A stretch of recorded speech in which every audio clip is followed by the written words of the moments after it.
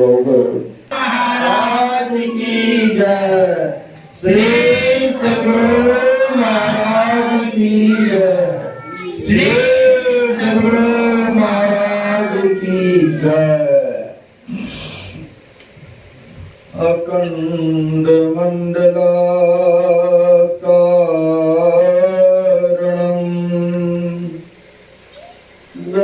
चराचरं तत्पदं दर्शितं तेन तस्मै श्री गुरुवे नमः। परम गुरुवे नमः, परापर गुरुवे नमः, परमात्मा गुरुवे नमः,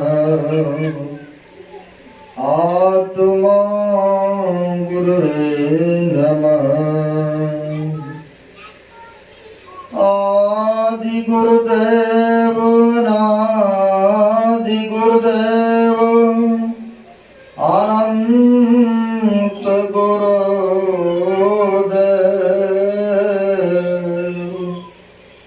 अखिल गुरुदेव शरण गुरुदेव शरण गुरुदेव श्री गुरु महाराज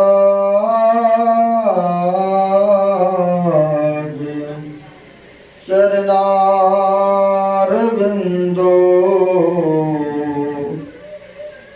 नमो नमस्ते। श्री गुरु महाराज चरणारविंदो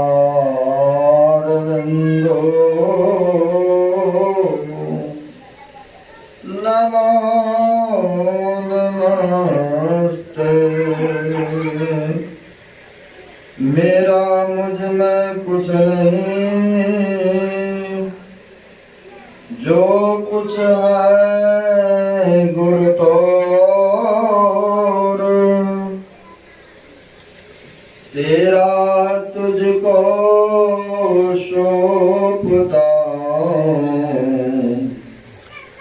क्या लागत है प्रभु। प्रातः स्मरणीय श्री भूषित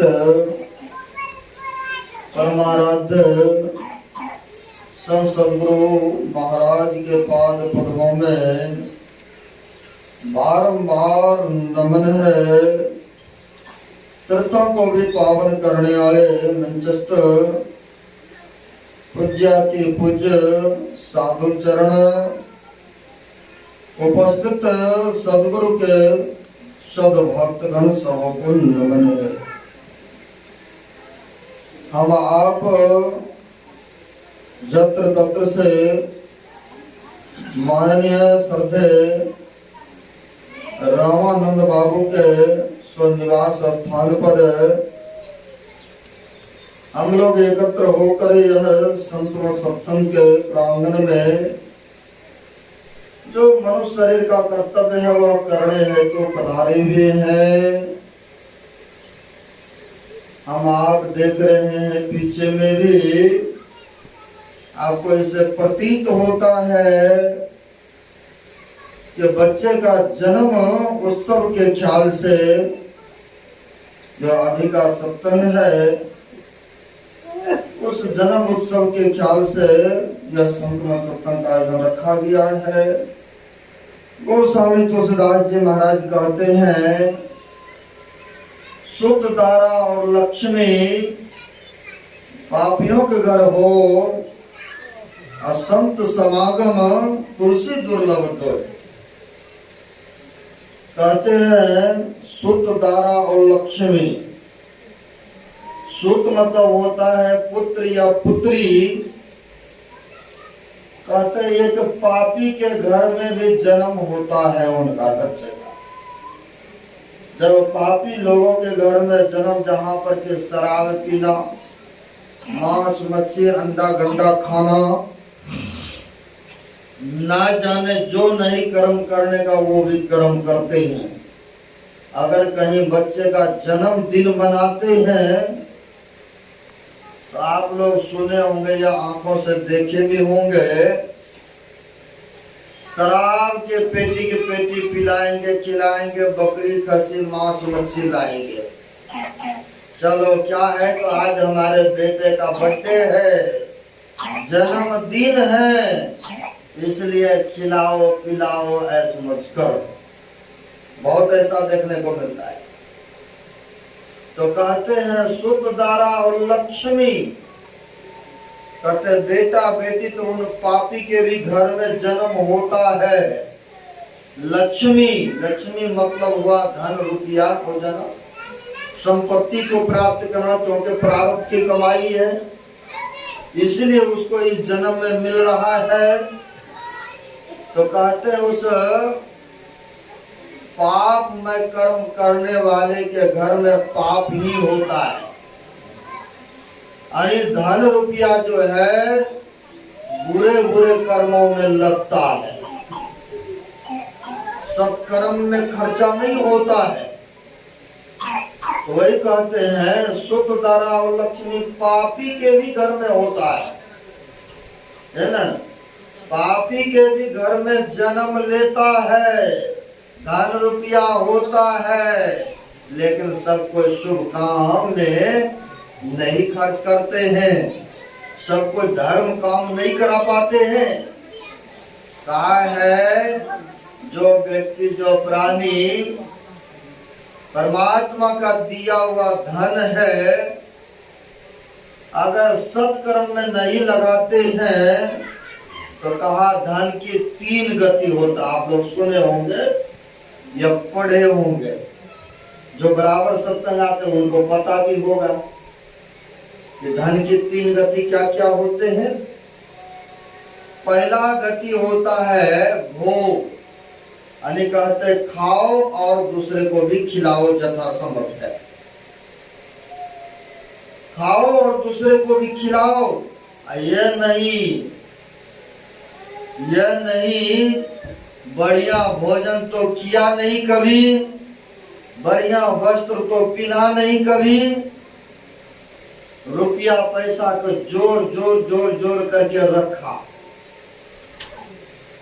जोर जोर के रखा, लेकिन कभी खाया नहीं, नहीं किसी को खिलाया।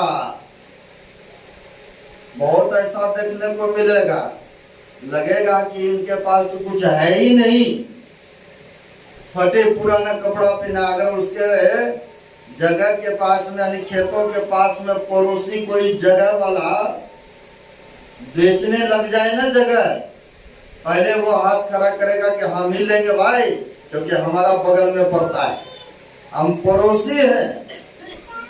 दूसरे भी सोचता भाई देखो इसके शरीर पर तो ठीक से कपड़ा नहीं है, कभी बढ़िया भोजन नहीं करता है, ये व्यक्ति देखो लेने के लिए तैयार हो गए। तो कहते हैं जोर जोर करके रखते हैं रुपया, नहीं खाएगा नहीं कभी खिलाएगा, लेकिन वही जब रुपया पैसे लेकर के जगह जमीन खरीद करके किसके लिए, तो बेटा पोता के लिए, बेटे पोते के लिए करता है। अपना अपना जीवन जैसे तैसे 75% गए हो, 5 सफेद हो गए क्या हुआ, 75% गए ना है, 25% बचा है 100 में से है? लेकिन कभी धन को सत्कर्म में नहीं लगाते हैं। ऐसा भी बहुत व्यक्ति देखने को मिलता है। तो कहते हैं पहला है भोग, दूसरा है दान।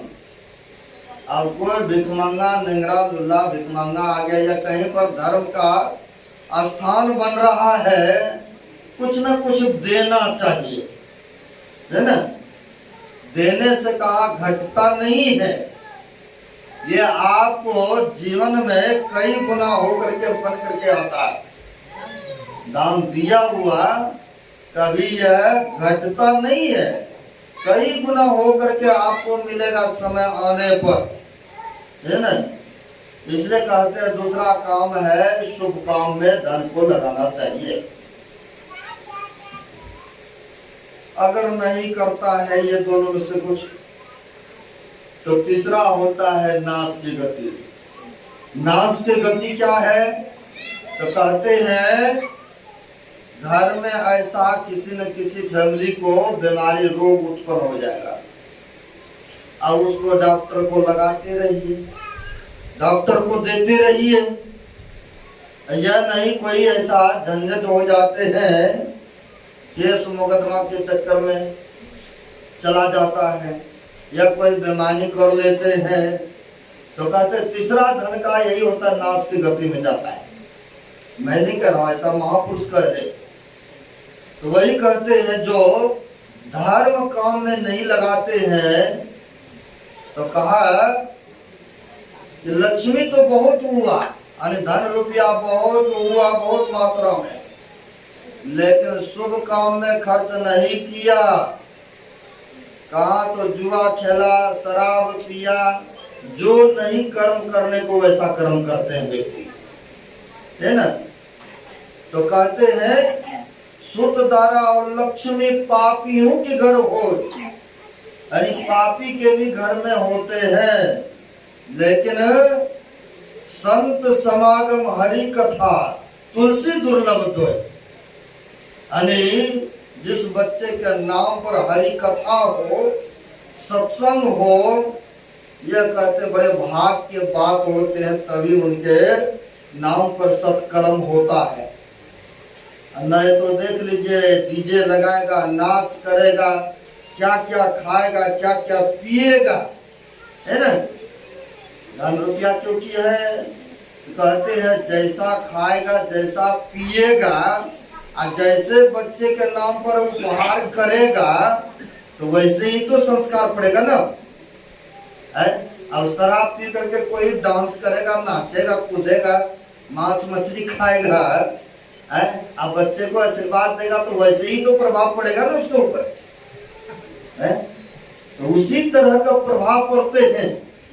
इसलिए कहते हैं अच्छा काम करना चाहिए, अगर भविष्य चाहते हैं, बच्चे का उज्जवल चाहते हैं, तो ताकि आगे चल करके अच्छा हो, है ना।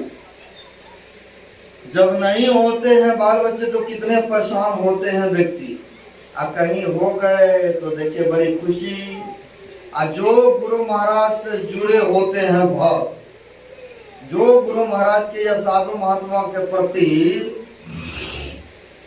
श्रद्धा रखते हैं, विश्वास रखते हैं, वह व्यक्ति तो शुभ काम करते हैं, उनका ही काम करते हैं। एक गुरु महाराज के भक्त है, यही पूर्णिया जिला की बात है, जो कि आप लोग जानते होंगे, जलालगढ़ एक गांव है। धन रुपया तो अपार था, नौकर चाकर धन दौलत बहुत था, लेकिन कोई भी एक भी नहीं पुत्र था उनको, नहीं पुत्री ही था। अब जैसे गृहस्थ जीवन में व्यक्ति चाहते हैं चलो अगर पुत्र नहीं है तो कम से कम पुत्री ही सही, कोई न कोई हो हमारे वंश को चलाने वाला। तो इसके लिए ना जाने कहां कहां जाते हैं व्यक्ति, कौन कौन मंदिर में जाएंगे, कौन कौन डॉक्टर के पास जाते हैं, और कौन कौन बाबा लोगों के पास में भी जाते हैं, ताकि एक भी हमारे वंश चलाने के लिए होना चाहिए, जो गृहस्थी लाइन में है ना। तो ऐसा देखने को मिलता है। वो जो थे हमारे धनी मानी वहां के व्यक्ति सब चीज से संपन्न थे, लेकिन एक भी वंश चलाने के लिए कोई पुत्र या पुत्री नहीं थे। तो बूढ़ी माई बड़ी धर्मपरायण थी, गुरु महाराज में श्रद्धा रखती थी, विश्वास रखती थी। तो सोचा उन्होंने अपने बेटा पुतोहू को लेकर के मैं क्यों नहीं गुरु बाबा के पास ही चलती हूँ, दूसरे के पास जो जाएंगे यहाँ वहाँ हमारे गुरु महाराज तो समर्थ बान है, काव्य जोन करे लकीर सो करे फकीर। तो उनको पूर्णतः विश्वास गुरु महाराज के प्रति, जो विश्वास करते हैं, श्रद्धा रखते हैं, तो कहते हैं उनको फलीभूत होता है। बस विश्वास होना चाहिए भक्तों की तरफ। अपने बेटा और पुतहु बहू को लिया और चले कहाँ, तो भागलपुर को बागान। गुरु महाराज उसमें सोसाइटी में थे, गए, जाकर के प्रणाम पाती किए, चरण में बैठ गए, अपना दुखनामा सुनाने लगे कि आपको छोड़ करके मैं दूसरे को किसी को नहीं पूछती हूँ, जो है आप ही। हम लोग तो गा लेते हैं ना, एक ईश्वर पर अटल विश्वास, नहीं पूर्ण भरोसा। जब समय आएगा तो थोड़ा सा उसका भी आराधना करेंगे, थोड़ा सा उसका भी कहीं उनका पूजा पाठ नहीं किया तो नाराज ना हो जाए ना, ऐसा देखने को मिलता है। लेकिन उस माई को केवल तो केवल कई घरों में जाने का मौका भी लगता है, बड़ी श्रद्धा रखते हैं गुरु महाराज के प्रति। और देखने को मिलता है जैसे घर में ये मकान, ये रूम में ले गया, लेकिन उनके घर में गुरु महाराज के अलावा और कोई देवी देवता या कहीं पर पिंडी वगैरह सब देखने को नहीं मिलता है। तो बड़ी खुशी भी होता है कि एक ईश्वर पर वो है टिके हुए, गुरु महाराज के प्रति टिके हुए हैं। ऐसे भी बहुत भक्त हैं। अब वहां पर उनको पूर्ण विश्वास थे गुरु महाराज के प्रति। कहा गुरु महाराज जो है आप हमारे लिए आप ही हैं, अगर आशीर्वाद हो जाए, कृपा हो जाए। तो संत महापुरुष भी होते हैं, जानते हैं कौन मेरे प्रति कितना विश्वास रखते हैं, कौन मेरे प्रति कितना आराधना करते हैं, कौन मेरे पर ही निछावर है। ऐसा बहुत देखने को मिलता है भी। जब इस तरह से दुखनामा सुनाया तो संतों को हृदय ही दया के सागर होते हैं ना, वो तो दयालु होते हैं। कहा अच्छा अच्छा ठीक है, प्रसाद उठाया और कहा लो दे देना अपना बेटा को, प्रसाद लो और खिला देना, ईश्वर की कृपा होंगे तो हो जाएंगे समय पाकर के तुम्हारे मनोकामना पूर्ण होंगे। ऐसा होते आज भी कई के घर में ले गए भी, कई अपना दुखनामा सुनाए, चलिए मेरे में तो कुछ नहीं है, फिर भी महाराज जी कृपा कीजिए, मनोरथ पूर्ण हो जाएंगे तो आपको जरूर बुलाएंगे। ऐसा भक्तों की होते नहीं, सबकी कामना होता, अच्छी बात है सोच। गुरु महाराज ने कहा लो प्रसाद लो, ईश्वर की कृपा होंगे, मौज होंगे, तुम्हारे मनोरथ पूर्ण करेंगे गुरु महाराज। लिया, बड़े खुशवा। सेवक सब ने भी कहा कि गुरुदेव की कृपा हो गए हैं, जाइए। अब समय पा करके वर्षों बाद उनके घर में एक पुत्र जन्म लिए, क्योंकि गुरु महाराज ने आशीर्वाद दिए थे। समय पा करके उसके घर में नहीं होता, कई बार 10 साल 15 साल हो जाता है विवाह की, बहुत ऐसा देखने को मिलता है। भागलपुर जिला में एक जगह सत्संग करने गए थे, कहा महाराज टाइम दीजिए, शाम का सत्संग रखा हूँ, 600-700 आदमी का खाने पीने का भी प्रबंध किया हूँ। बोला कौन सी खुशी में? लगभग 12-14 साल के बाद एक पुत्र का जन्म हुआ है। देखिए ऐसा भी बहुत होता है ना। और जब होता है इतने दिनों के बाद तो बड़ी खुशी के साथ, वह उमंग के साथ सत्संग भंडारा ये वो सब कुछ कराते हैं, है ना, ताकि हमारे घर में खुशियां आया है।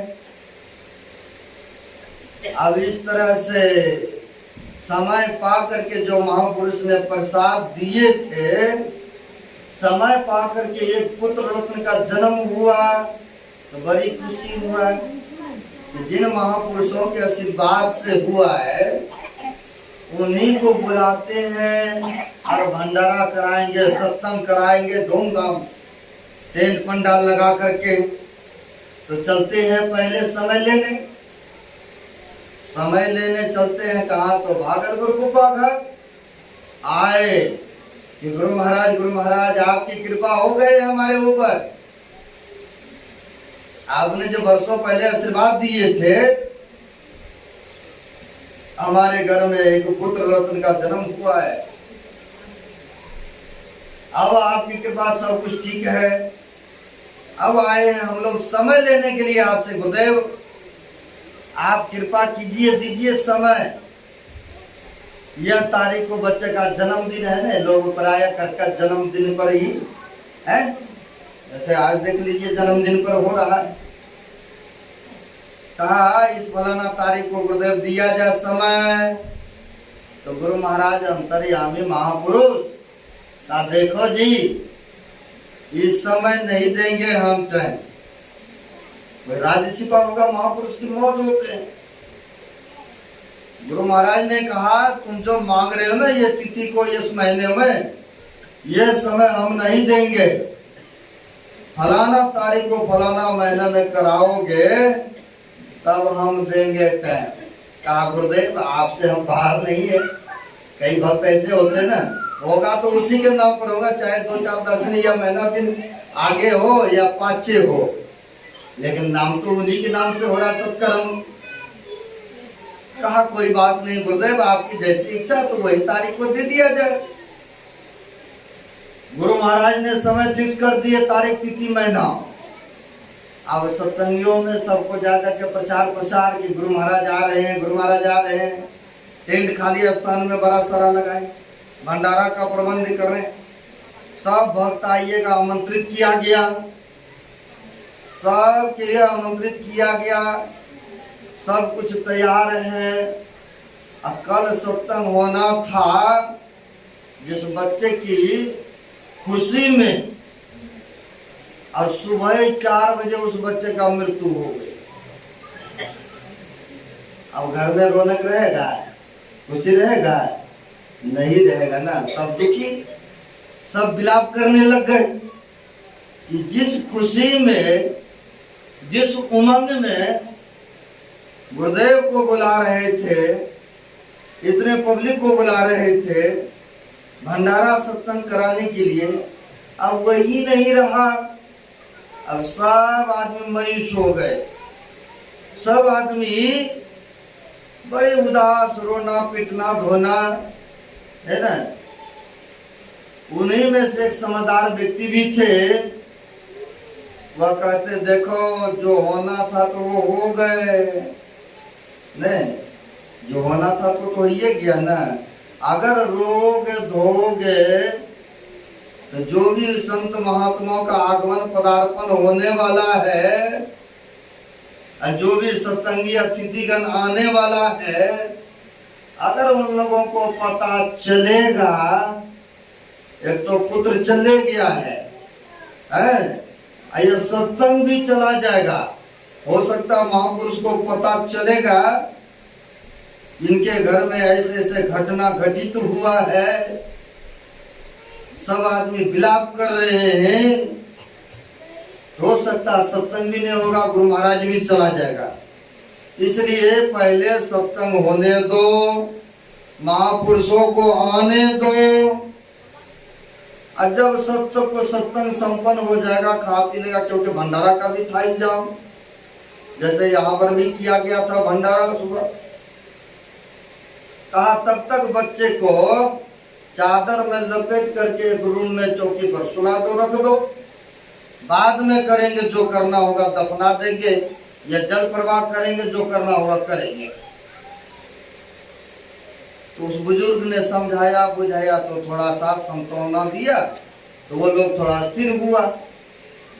और गुरु महाराज आते हैं पूरी मंडली के साथ, और सब पब्लिक को पता था कि महापुरुष पधार रहे हैं। तो सब पब्लिक आए उनके स्वनिवास स्थान पर, बड़े धूमधाम से सत्संग आयोजन हुआ, भंडारा भी हुआ। जब सत्संग संपन्न हो गए, नहीं जैसे सत्संग यहाँ पर संपन्न होगा, और सब आएंगे प्रणाम करने के लिए, प्रसाद लेने प्रणाम करने आते ही हैं।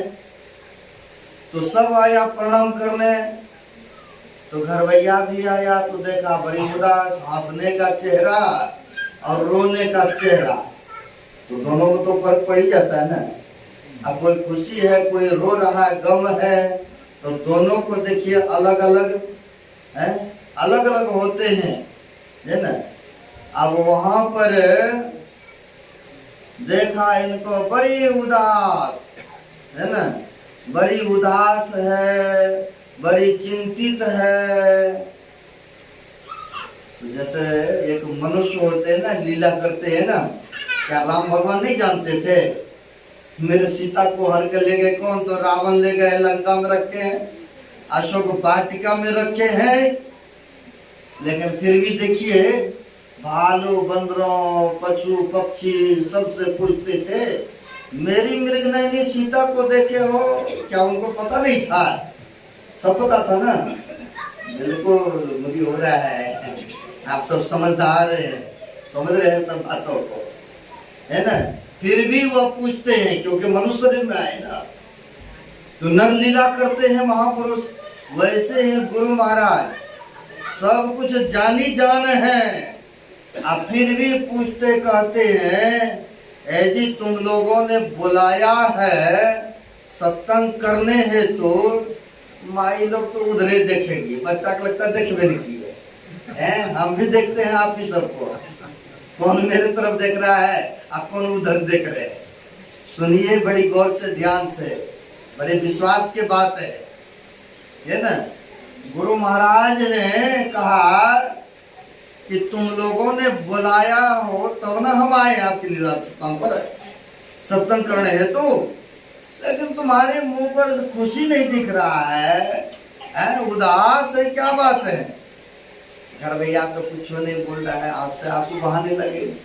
लेकिन उन्हीं के पास में एक और भी सत्संगी तो कई थे, तो उन्हीं में से एक सत्संगी कहते हैं, गुरुदेव जिस खुशी उत्सव में ना आप सत्संग करने के लिए आए हैं ना, जिस बच्चे की खुशी में आपने समय निर्धारित किए, वह बच्चा का आज ही सुबह ना उनकी मृत्यु हो चुकी है। इसीलिए ये घर भैया सब बड़ी चिंतित है, रो धो रहा था। तो गुरु महाराज को कहा ऐसे ऐसी घटना है, अच्छा हाँ। तो कहा कहाँ पर है बच्चा? तो कहा उस रूम में है गुरुदेव। गुरुदेव थोड़ा देर के लिए मौन में आ जाते हैं, है ना। तो पूछा कहाँ पर है? तो कहा फलाना रूम में है। तो कहा ले चलो, कहाँ है, हमको ले चलो वहाँ। गुरु महाराज स्वयं गए उस रूम में, बच्चे को लाया गया, लाया तो दिखाया, और दिखाने के बाद कहते हैं अरे बच्चा तो भूख से परेशान है, कहाँ इसकी माँ, बुलाओ थोड़ा दूध पिलाएंगे। कहा नहीं नहीं गुरु महाराज ये तो सुबह का डेड बॉडी हो चुका है, अगर भूख से परेशान होते तो हाथ भी फेंकता, कुछ रोता धोता भी ने, है थोड़ा सा टांगुर भी फेंकता, चिल्लाता, इधर उधर करता। लेकिन ये तो जैसे रखते वैसे होता है, कुछ इसमें दिखता ही नहीं है। अरे जैसे कह रहा हो वैसे करो, इसकी माँ कहाँ है? तो बगल में एक समझदार था, कहा अच्छा जैसे गुरुदेव कह रहे हैं ना, मान लो कर लो, क्या लगता है, गुरु महाराज के वचन को मानो। माँ बेचारी बेहोश पड़ी थी, लाया गया उनको, ला करके बच्चे को गोद में दिया गया, और गोद में दिया जैसे दूध पिलाने लगे, अब बच्चा भी देखिए दूध पीने लगे। श्री सद्गुरु महाराज, बच्चा भी देखिए दूध पीने लग गए। तो शुभ काम किया, संत महापुरुषों को बुलाया, है जोन करे लकीर सो करे फकीर, क्योंकि गुरु महाराज जानते थे ना ये तारीख को नहीं दे करके इसको देंगे ये तारीख को, क्योंकि हमारा आशीर्वाद है ना उन बच्चे पर। तब ना गुरु महाराज ने समय तारीख दिन महीना वह फिक्स किए थे, है? ये होते विश्वास का फल होता है ना। तो वही बच्चे के नाम पर बड़े शुभ काम हो रहा है। बड़े पुण्य का काम हो रहा है, यह सत्संग का आयोजन रखा गया है ना, और आप सब भी आकर के इसमें भाग लिए हैं।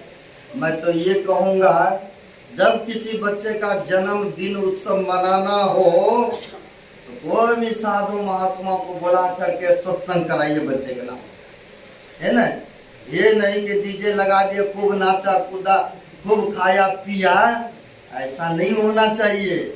अगर नए को महात्मा बुलाने के समर्थ है तो कम से कम ग्रामीण 10-20 तो 50 तो बैठ गए हैं, उनके नाम पर किए शुभ काम। तो शुभ काम करेंगे तो शुभ असर पड़ेगा ना, प्रभाव उसकी संस्कार बनेगा, है ना। इसलिए कहते हैं शुभ काम करना चाहिए, है ना, उनके नाम पर। क्योंकि किसी के नाम पर कोई कर्म करते हैं ना, उनको उसमें मिलता है। जैसे पूर्वज चला जाता है, उनके पुत्र, उनके घर के लोग उनके नाम पर ना जाने हैं गाया जाते हैं, पिंडदान करते हैं, या उनके नाम पर गरीब गुरबा साधु महात्मा को दान करते हैं, या कुछ खिलाते पिलाते हैं। आखिर कुछ न कुछ उनमें से उनको भी मिलता है। आप कहेंगे ऐसा कुछ है, कुछ प्रमाण, कुछ सबूत है? आप कहेंगे कुछ सबूत है, कोई प्रमाण है, तो ये भी हम थोड़ा सा दिखाएंगे, इसका भी प्रमाण, कुछ सबूत हम दिखाएंगे। जब आत्मदेव ब्राह्मण के नाम सुने होंगे, जो भागवत कथा पढ़े होंगे या सुने होंगे, आत्मदेव ब्राह्मण थे। और जब ब्राह्मण थे, न उनके घर में वही बात है, नहीं पुत्र हो रहा था, नहीं पुत्री ही हो रहा है। जैसे राम के पहले उनके पिता जो थे राजा दशरथ, उनके घर में भी कोई पुत्र नहीं, कोई पुत्री नहीं। उनके लिए ना जाने कितना कितना यज्ञ किया, हवन किया, पुत्र अनुष्ठान भी किया है ना, और तब जाकर के आशीर्वाद मिला है। अब उसी प्रकार से आत्मदेव ब्राह्मण को बहुत उम्र हो चुका था, कुछ नहीं घर में था, न लड़की न लड़का, तो चले गए जंगल में। जंगल में जा करके तपस्या, घोर तपस्या किए, एक पैर खड़ा होकर के, है ना, एक पैर पर खड़ा होकर के तपस्या में लीन हो गए। लेकिन यहाँ पर कहेंगे ना, सासू माँ तो गुरु भक्तनी है, अगर पुतवा को कुछ नहीं हो रहा है, अगर कोई साधु महात्मा को बोला या बाबा आशीर्वाद दीजिए, प्रसाद दीजिए, मैं कहता हूँ चलो ठीक है, शुभकामना करता हूँ। लेकिन पुतवा को कहिए मांस मछली खाना बंद करे, अगर मानने के लिए तैयार है, और जब संकल्प भी कराएंगे हंसने लग जाएंगे, नहीं अभी अभी अंदर दिल से कह रहा नहीं नहीं, लेकिन चाहिए यहाँ पुत्र ने, भीतर से कहेगा छोड़िए तो कहेगा नहीं नहीं अभी नहीं, मुंह पर कह देंगे लेकिन बाद में वही करेंगे, है ना, नहीं मानते हैं, ऐसा देखने को मिलता है। अब वहां पर पुत्र के लिए एक पैर पर खड़ा होकर के आत्मदेव ब्राह्मण जंगल में तपस्या करते हैं, देवता को आह्वान करते हैं, और जब बुलाते हैं तो देवता भी प्रसन्न हो गया, उनकी तपस्या से खुश हो गए। और जब खुश हुए, आए, कहा मांगो ब्राह्मण देवता क्या मांगते हो। पहले जमाना यही था ना, जैसे हिरण्याकश्यप ने भी मांगा था, तो कहा हम अजर अमर अविनाशी हो जाए, ऐसा मांगा था। लेकिन जो भी शरीर में आया, संसार में आया है, बड़ा से बड़ा राजा महाराजा क्यों न हो, सबको एक दिन जाना ही पड़ा है, चाहे संत है या कोई भी देशी है, बेशक वह 100, 200, 500 वर्ष तक जिया अलग बात है ना, समय समय की बात है। लेकिन कलयुग में तो मनुष्य का आयु मात्र 100 वर्ष की अवधि गिना गया है ना। रामायण को पढ़ेंगे, सतयुग का आयु जो था 17,28,000 वर्ष था, और त्रेता का आयु 12,96,000 वर्ष था, और द्वापर का जिसमें कृष्ण भगवान आए 8,64,000 वर्ष, और कलयुग का पता यह सबसे कम है, लेकिन सबसे यह है जहरीला बिखेला देखने को मिलता है। कितना 4,32,000 ही है ना। लेकिन जैसे जैसे जिसका उम्र था वैसे वैसे कहते लाखों वर्ष तक सतयुग में जीते थे, है ना। आज जब वही त्रेता युग आया तो सुनते हैं 10-10 हजार वर्ष तक जीते थे। और आदमी की लंबाई रवान को पढ़िएगा दिया हुआ है। और उस समय सतयुग में सुनते हैं 21-21 हाथ के आदमी होते थे, इतने लंबे आयु के हिसाब से, है ना। आज जब वही सतयुग आया तो 21 हाथ से आ गया कितना, तो कहते हैं 12 हाथ पर आ गए, यानी आधा पर आ गए, है ना। उम्र भी कमते गया। अब उसमें इतना आया तो उससे भी जब द्वापर में आया तो कहते हैं उनसे भी कम हो गया उनका, है। तो कहते हैं उनमें भी कम हो गया। तो कहते हैं द्वापर युग में कितना 7 हाथ का आदमी होते थे और उनमें भी कम आयु अवधि कर दिया। और कम किया कितना, तो कहते हैं 5-10 हजार वर्ष तक ऐसे किया है, आज नहीं है पूरा, तो इतना किया है। लेकिन कलयुग का याद है कि 100 वर्ष की अवधि अब बांटा गया है और 3.5 हाथ का मनुष्य को अपने अपने हाथों से 3.5 हाथ का ही बना है ना।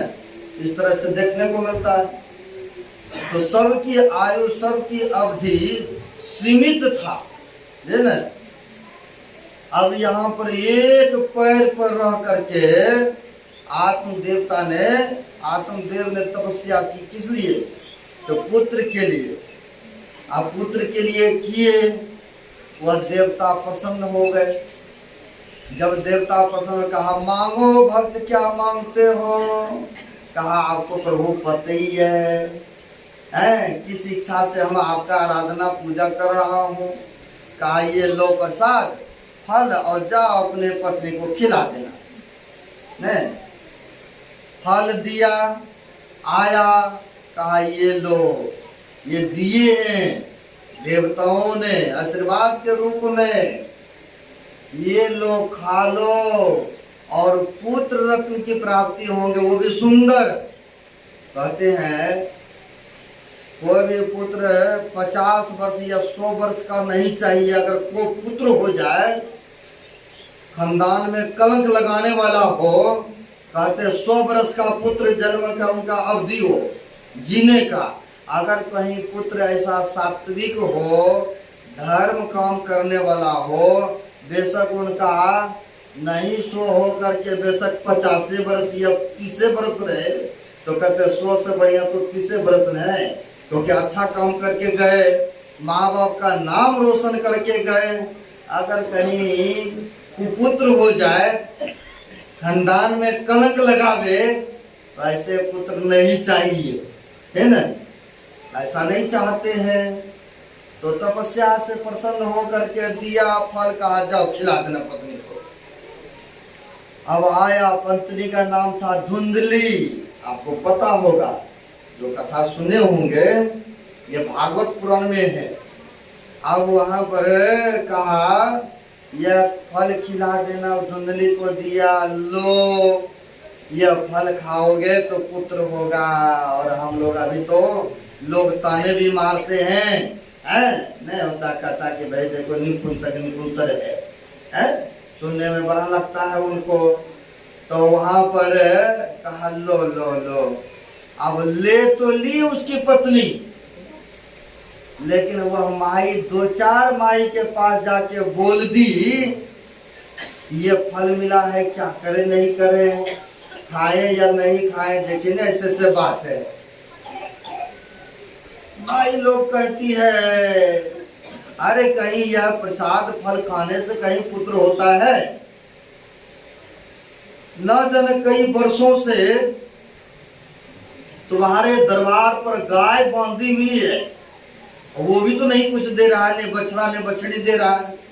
अरे उन्हीं को खिला दो, कहीं फल खाने से पुत्र होता है, ऐसा भ्रम है।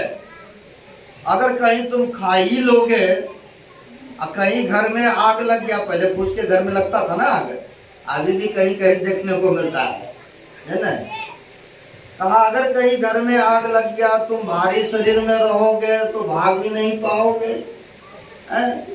अरे तुम्हारी बहन को कई बच्चे हैं, बेटे हैं, तुम उनको रुपया पैसा दे देना तो फिर उसी का बच्चा ले लेना।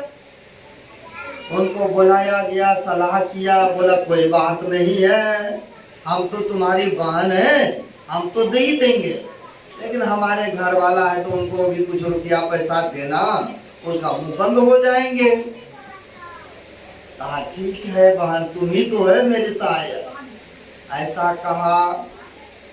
अब लो जी, समय पा करके होता क्या है, ब्राह्मण देवता पूछते रहे, हाँ जी खाया फल, हाँ जी खाया, लाभ हो रहा है। जब समय आया तो क्या करते हैं, वो बच्चे को रातों रात बहन के बेटे को ले आया। तो घर में कहा ब्राह्मण देवता को, कहा लो जी आप पापा बन गए, पुत्र हुआ है, लेकिन पुत्र तो हुआ लेकिन दूध नहीं आ रहा हमें, है ना। ऐसा बहाना किया। कहा हमारी बहन रहती है वहां पर, उनको अगर बुलाएंगे तो सेवा सत्कार करेंगे। ऐसा कहा कोई बात नहीं, अपने पास सब कुछ है, बुला लो। उनको लाया गया। कहा इसका नामकरण भी होना चाहिए। तो आत्मदेव ब्राह्मण ने कहा हमने इतने वर्षों तक तपस्या किया तो हम नाम रखेंगे इनका। लेकिन धुंधली कहती है नहीं नहीं, 9-10 महीने मैंने इनको घर में पाली हूँ, तो मैं रखूंगा अपने नाम पर ही पुत्र का नाम। तो धुंधली उनका नाम, इसने धुंधकारी नाम रख दिया। अब देखिए धुंधकारी, लेकिन आज तक कोई धुंधकारी नाम नहीं रखे होंगे, नहीं देखने पड़ता है, क्योंकि वो बड़े दुराचारी अत्याचारी थे, है ना। इसलिए कोई व्यक्ति धुंधकारी नाम नहीं रखते, है ना। कहा कोई बात नहीं, तुम रखो या हम रखे, बेटा तो हम ही तुम्हें को कहलाएगा ना, कोई बात नहीं है। लो जी नाम रखा गया। अब रखा गया, कुछ दिन के बाद वो जो फल खाया था गाय माता, उनसे भी, क्योंकि व्यर्था न हुई देव ऋषि वाणी, संतों ने जो कहा था वो व्यर्थ तो नहीं हो सकता है ना। अब समय पा करके गाय के ओद्र से भी एक पुत्र रत्न की जन्म हो गए, है ना, क्योंकि दिया था। अब वो लेकिन शरीर तो सब कुछ, मुंह कान ये सब देह हाथ सब कुछ देखने को मिला, लेकिन कान जो था वो गाय के साथ था, है ना। इसीलिए आत्मदेव ने उसका नाम रख दिया गोकर्ण, क्योंकि गौ के उधर से जन्म लिया। ये तो आशीर्वाद रूप था। बचपन से ही पूजा पाठ आराधना उपासना सब कुछ करना, धर्म काम करना। लेकिन वो जो आया था जिसका धुंधकारी नाम रखा था, जब से जन्म लिया उपद्रव मचाते रहा। ने बचपन में भी बहुत देखे होंगे, माँ बाप कहता है बेटा को इधर चलो, तो बच्चा बच्चे से उसका बातें न मानेगा, सबसे लड़ाई करते फिरता है। ये संस्कार करा रहे। और उसी घर में एक ही माँ बाप का बच्चा है, अब वो बच्चा बड़े शांत स्वभाव का देखने को मिलेगा, और कहता भी है माँ बाप की नहीं, ये बेटा जो है ना मेरा बड़ा अच्छा शांत स्वभाव का है, लेकिन ये बेटा बड़ी उससे लड़ाई, उससे खुरपात, उससे ये करना, कभी उसका सामान उठा लेना, कभी बिना मतलब के उससे झंझट कर लेना, ऐसा कहते हैं। और जब हम लोगों को बुलाएंगे ना तो कहेगा बाबा इसको आशीर्वाद दीजिए, ये तो ठीक है मेरा बच्चा, लेकिन ये बड़े धंधेली मचाते रहता है, लड़ाई कराते रहता है, ऐसा देखने को मिलता है ना। तो वहाँ पर वह ये गोकर्ण तो बड़े संत स्वभाव के, लेकिन धुंधकारी जो थे बड़े बचपन से ही खुरपात मचाना, है ना। अब होता क्या था, अब छोटे छोटे भाइयों में आपस में वाद विवाद, गांव में वाद विवाद। गोकर्ण क्या किए, चले गए जंगल में तपस्या करने, है ना। संकेत भी हो रहा है, 5 मिनट और लेंगे, संकेत हो रहा है कि आप बस कीजिए, जाना है ना, है? तो वहाँ पर गोकर्ण चले गए तपस्या करने, है ना, तपस्या करने चले गए। अब यहाँ पर जो रहने लगे यह सबको मारना, सताना, बड़े दुख देना। और जब इस तरह से हो रहा है, आत्मदेव ने भी सोचा रहना ठीक नहीं है घर में, हम भी चलते तपस्या करने, माँ बेटे रहेंगे। अब यह बड़ा होते गया, जितना रुपया पैसा धन दौलत था, जुआ खेलना, शराब पीना, वेश्यागिरी में लुटाना है। अब माँ कुछ बोलती थी तो मारते भी थे। ऐसा भी बहुत घर में देखेंगे, माँ बाप अगर अच्छा कहते ना पुत्र को, और उनको ठीक नहीं लगता है, जब ठीक नहीं लगता तो उलट करके बच्चे ने माँ पर बाप पर हाथ भी उठा देते हैं।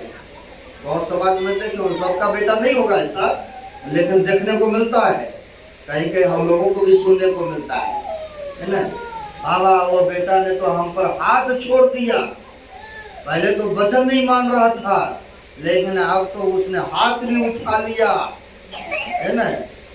अब रुपया के लिए माँ को ना जाने तरह तरह से कष्ट दे रहा था। जुआ खेलने के लिए पैसा दो, शराब पीने के लिए पैसा दो। माँ बाप है तो बच्चे को गलत रास्ता तो हटेबे नहीं करता है, बचेबे नहीं करता है, लेकिन नहीं मानता है बच्चा। अभी हमको किसी ने बोला, राजस्थान में माँ बाप ने शराब पीने से बच्चा को रोका, रुपया नहीं दिया, नहीं दिया तो बाप को गोली मार दिया बेटा ने। बहुत ऐसा सुने होंगे, अभी फिलहाल की ही बात है। और माँ को भी मारते मारते अधमरू कर दिया था, है ना। थाना पुलिस हुआ ले गया उसको, जैसी करनी वैसी भरनी, जाओ सत्य रहो जेल में, है ना। अब यहाँ पर भी माँ नहीं देने लगे तो मारे पीटे, यहाँ तक कि मारते मारते एक दिन उसका भी राम नाम सत कर दिए, है ना, घंटी बजा दिए।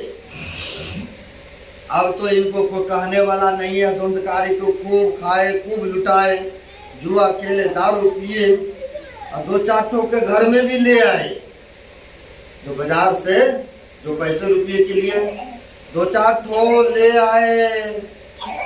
आए तो सब ने सेवा करे, रुपया टाने, और धीरे धीरे सब रुपया पैसा ले लिए, सब कुछ ले लिए। तो एक दिन सबों ने विचार किए, अब तो इनके पास है ही कुछ नहीं है। अब जब है ही नहीं तो इसके पास रह के भी क्या करेंगे, अगर कहीं जाएंगे उधर तो ये फिर खुरपात मचाएगा, क्यों नहीं हम लोग 4-5 हैं, ये अकेले है, रात में इसके भी सफाई कर दो। किनका? तो धुंधकारी का।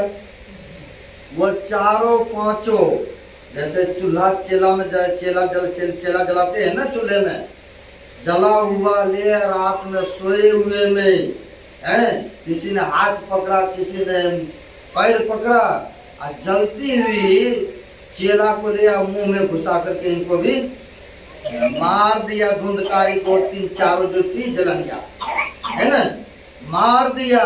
और जब इनकी मृत्यु हो गई तो बिना औरदा के जो मरते हैं ना, वेद संत महात्मा, संत महापुरुष बताते हैं कितना हूँ कष्ट हो व्यक्ति को। नहीं जहर खा के आत्महत्या करना चाहिए, और ना ही फांसी लगाना चाहिए, ना ही तो कूद के या जल करके मरना चाहिए। बेशक 2-4 दिन के लिए इधर उधर चले जाना चाहिए। और जो व्यक्ति क्रोध में आकर के ऐसा कर्म कर लेते हैं, हम तो अब बचेंगे नहीं, जहर खा लेंगे, मर जाएंगे, हम उनके सामने नहीं रहेंगे, तो ऐसे व्यक्ति क्या बनता है। उस कथा में आया है भागवत पुराण में कि ऐसे व्यक्ति शैतान बनता है, प्रेत बनता है, और जब तक उसकी आयु पूरा नहीं होते हैं, और तब तक उसी जोनी में भ्रमण करते रहता है, भटकते रहता है। यह मानव शरीर में तो थोड़ा दुख हुआ, हो सकता है कि 2-4 दिन, 10 दिन, महीना दिन तक कष्ट रहेगा, लेकिन एक समान तो नहीं रहता है ना। रात है तो दिन भी होता है ना, दिन है तो रात भी है। परिस्थिति आया है, दुख है, लेकिन धीरे धीरे दुख भी सुख में परिवर्तन होता है। तो महापुरुष कहते कभी भी आत्महत्या नहीं करना चाहिए। इनको तो वहां पर सब मिल करके आग मुंह में डाल करके जीते जी मार दिया। और जब मर गए तो क्या बन गए? प्रेत। वो भी ऐसा वैसा प्रेत नहीं, सबसे भयंकर प्रेत, क्योंकि जीवन में बड़े अशुभ कर्म करते आ रहा था ना, है? माँ को मार दिया, शराब पीना, जुआ खेलना, विषयागिरी करना, तो शुरू से लेकर तो ऐसे उपद्रव कर्म करते आ रहे है ना। अब मरा भी वैसे वैसे वैसे करके सबसे सुपर प्रेत वह प्रेत बना। और जब गोकर्ण को पता चला कि हमारे भाई का मृत्यु हो चुका, अकाल मृत्यु कर दिया है, तो उनके नाम पर गोकर्ण ने पिंड दान किए। बहुत आदमी जाते हैं पिंड दान करने, कहाँ तो गया जाते हैं, हमारे पूर्वज है उनके नाम पर पिंड दान करेंगे तो कुछ ना कुछ मिलेगा। तो वहां पर पिंड दान किए उसके नाम पर। अब पिंड दान करने के बाद कुछ समय पा करके फिर उस गांव में आए गोकर्ण।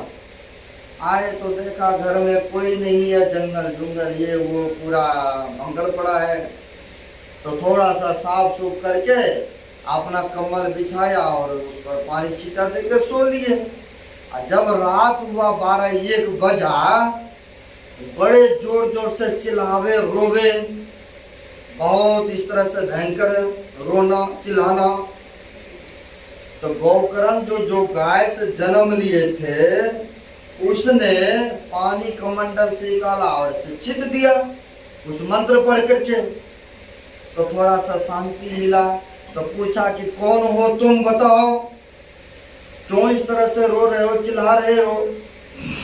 नहीं, किसी को भूत प्रेत पकड़ता है तो वो पूछता है कि कौन हो तुम, बताओ, कहाँ से आए हो, कहाँ रहते हो। अब वहां पर कहा बताओ तुम कौन हो।